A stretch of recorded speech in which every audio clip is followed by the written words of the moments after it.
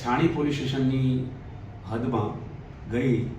10/9/2025ના રોજ એક આંગળિયા પેઢી કેશ 3.5 કરોડ જેટલી માતબાર રકમ લઈ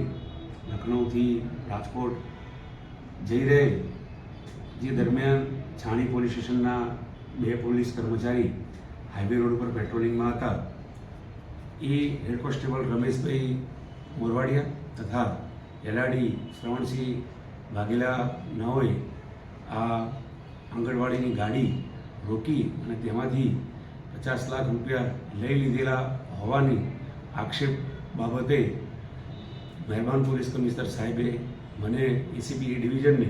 ઇન્ક્વાયરી સોંપેલ છે અને આ ઇન્ક્વાયરીની તથ્યતા તપાસવાય ત્યાં સુધી આ બંને કર્મચારીઓને છાણીથી હેડક્વાર્ટર ખાતે તાત્કાલિક બદલી કરવામાં આવેલ છે અને તેઓને છાણીથી હેડક્વાર્ટર મૂકી પણ દેવામાં આવેલ છે અને હાલ આ આક્ષેપો પરત્વે ઇન્ક્વાયરી તપાસ ચાલુ છે.